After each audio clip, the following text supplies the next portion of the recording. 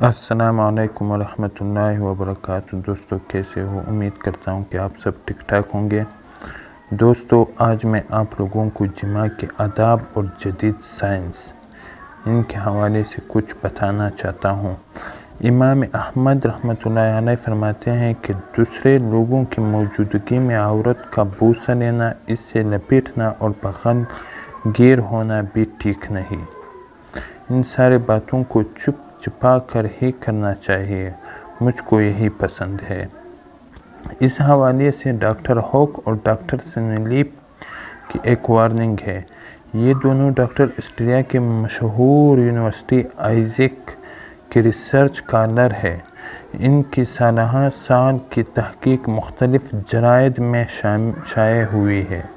ان کی تحقیق کے مطابق جو عورتیں اور مرد کھلے عام جنسی عمل اور کھیل کھیلتے ہیں، ان کے بچوں میں ناقص عقل اور بیوقوف پیدا ہونے کے خطرات ظاہر ہوتے ہیں۔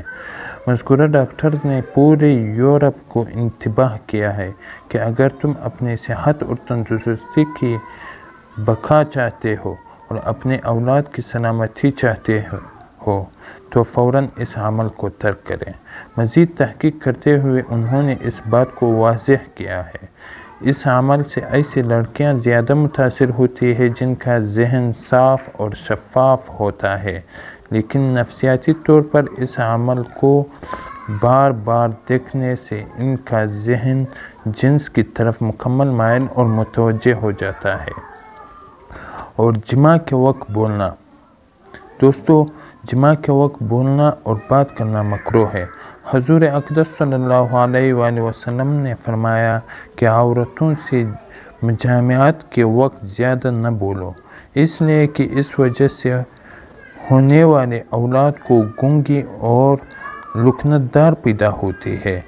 اس کے حوالے سے جدید سائنس کی تحقیق یہ ہے کہ میرے تمام سوالات کے جوابات میں ایک بات یہ بھی ہے کہ بوقت مباشرت بولنا کیسا ہے، کیونکہ اس وقت تمام حواس مجتمع ہوتی ہے اور مباشرت کی طرف دماغ تک متوجہ ہوتا ہے۔